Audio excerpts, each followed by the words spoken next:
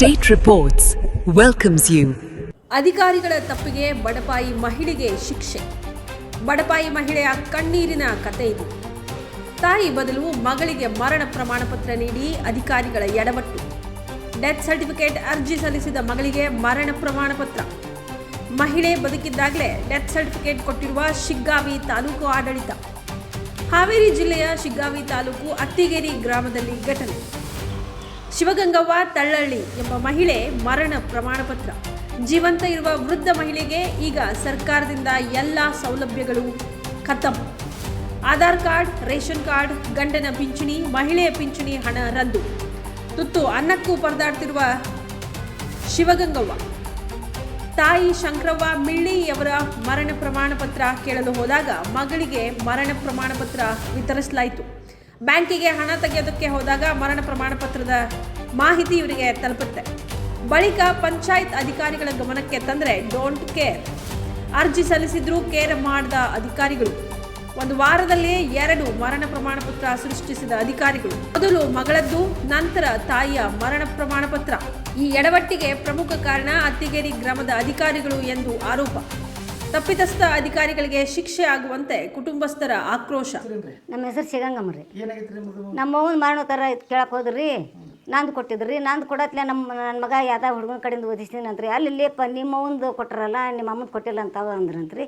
ಅವಾಗ ಹೋಗಿ ಅಲ್ಲಿಪ್ಪ ಹಿಂಗೆ ಕೊಟ್ಟಿಯಲ್ಲ, ನಮ್ಮ ಅವ್ನದು ಕೊಟ್ಟಿದ್ದು, ನಮ್ಮ ಅಮ್ಮಂದು ಕೊಡು ಅಂತಂದ್ರೆ ಬಡ ಹರಿದು ಕಟ್ರಿ ಮತ್ತು ಅಕ್ಕಿ ಗೋದಿಗೆ ಹೋದ್ರಿ. ಒಂದು 2 ದಿನ ಬಿಟ್ಟು ಅಕ್ಕಿ ಗೋದಿ ಇಲ್ಲಮ್ಮ ನೀನು ಬರೋಂಗಿಲ್ಲ, ನೀನು ತೆಗ್ದಾರ ಅಂದರು. ಮತ್ತು ಹುಲ್ಗೂರಿಗೆ ಹೋದ್ರಿ ರೊಕ್ಕ ತೆಗ್ಸ್ಕೊಂಬರಕ್ಕೆ. ನನ್ನ ಗಂಡನ ಪಗಾರ ಬರ್ತಿತ್ತು ರೀ 14,000 ರೂಪಾಯಿ. ಭೂಮಿ ಆಯ್ಕೆ ಮಾಡ್ತಿದ್ರಿ. ಹ್ಞೂ ರೀ, ನೌಕರಿ ಮಾಡ್ತಿದ್ರಿ ಹಾವೇರಿಯಾಗ. ಪಗಾರ ತರ್ಸ್ಕೊಂಬರಕ್ಕೆ ಹೋಗಿ ಇಲ್ಲಮ್ಮ ಮರಣೋತ್ತರಾಗಿ ಅಂತ ನೀನು ರೊಕ್ಕ ಬರೋಂಗಿಲ್ಲ ಅಂತ ಹೊಳೆ ಕಳ್ಸಿವ್ರಿ. ಹೊಳೆ ಪಂಚಾಯತಿ ಬಂದೆ ಹಿಂಗಾಗೈತೆ ಅಲ್ಲೇಪ್ಪ ಅಂತಂದ್ರೆ ತಡಿ ಬಂಗಾರ ಅಲ್ಲಿ ಫೋನ್ ಮಾಡೋಣ, ಇಲ್ಲಿ ಫೋನ್ ಮಾಡೋಣ ಅಂತ ಮಾಡಿದ್ರಿ. ಅವರು ಇನ್ನೊಂದು ದಿನ ತಡಿ, ಇನ್ನೊಂದು ತಿಂಗಳು ತಡಿ, 15 ದಿನ ತಡಿ, 20 ದಿನ ತಡಿ ಅಂತ ತಡ್ಸಿದ್ರಿ. ಈ ವರ್ಷ ಮ್ಯಾಗ ಆದರೂ ಏನಿಲ್ಲ ನೋಡಿರಿ ಸರ್. ಈಗ ಎಣ್ಣೆ ಎಲ್ಲ ಸಾಲಕ್ಕೆ ರೀ ನನಗೆ ಉರ್ಲ ಬಂದೈತಿ ರೀ. ಈಗ ಎಣ್ಣೆ ತಗೊಳೋದು ಆಟ ಓದೈತಿ ನೋಡ್ರಿ. ನಾನೀಗ ಎಲ್ಲರೂ ಬರೋದು ಕಿರಿ ಹಾಕ್ತಾನೆ ಅನ್ನೋದು, ಹೊರಗೆ ಹೋಗ್ಬಾ ಅನ್ನೋದು. ಹ್ಞೂ ರೀ, ಆಧಾರ್ ಕಾರ್ಡ್ ರದ್ದಾಗೈತೆ ನೋಡ್ರಿ. ಎಲ್ಲಿ ಹೋದ್ರೆ ನಾನು ಆಧಾರ್ ಕಾರ್ಡನ್ನು ಆಗೋದ್ರಪ್ಪ. ಅಲ್ಲ, ಇಲ್ಲಿ 20 ವರ್ಷದಿಂದ ಏನಾಗಿತ್ತು ಅಂತ ಹೇಳಿದ್ರೆ ಯಾವ ಅಧಿಕಾರಿಗಳಿಗೂ ಯಾರು ಹೇಳೋರು ಕೇಳಿರ್ತಿದ್ದಿಲ್ಲ. KDP meeting ಆಗ್ತಿದ್ದಿಲ್ಲ. ಈಗ ಒಂದು ಹಂತಕ್ಕೆ ತಂದೀವಿ. ಈ ಪ್ರಕರಣ ನಮ್ಮ ಗಮನಕ್ಕೆ ಇವತ್ತು ಬಂದೈತಿ.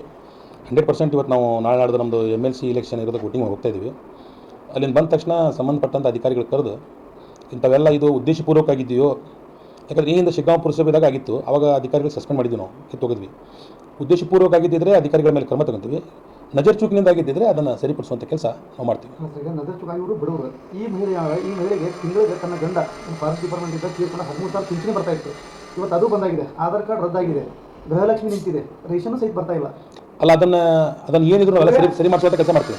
ಈಗ 1 ವರ್ಷದಿಂದ ಅವರು ಬೆಂಗಳೂರಿಗೆ 4 ಸಲ ಹೋಗಿದ್ದಾರೆ, ಹುಬ್ಳಿಗೆ ಹೋಗಿದ್ದಾರೆ, ಎಲ್ಲವೂ ಅಲಿದಾಡಿದ್ದಾರೆ. ಅಲ್ಲಿರುವಂಥ ಪ್ರಭಾವಿಗಳು ಏನು ಮಾಡ್ತಾರೆ, ಮಾಡಿಕೊಟ್ಟಿವಿ ಸುಮ್ಮನೆ ಇರುವಂಥವ್ರ ಮೇಲೆ ಒತ್ತಡವನ್ನು ಹಾಕ್ತಾ ಇದ್ದಾರೆ. ಅವ್ರು ಯಾರ ಕಡೆ ಹೋಗ್ಬೇಡ ಅಂತ ಹೇಳ್ರಿ, ನಾನು ಅವ್ರು ಕಾಂಟ್ಯಾಕ್ಟ್ ಮಾಡ್ತೀನಿ. ಆಮೇಲೆ ಸಂಬಂಧಪಟ್ಟಂತ ಕರೆದು ನಾನು ಅಧಿಕಾರಿಗಳು ಕರೆದು ಅದನ್ನು ಸರಿ ಮಾಡಿಸಿ ಸಾಧ್ಯ ಆದರೆ ನಾನು ಅತ್ತಿಗೆ ಹೋಗಿ ಅವ್ರ ಸಾಂತ್ವನ ಹೇಳ್ಬರ್ತೀನಿ.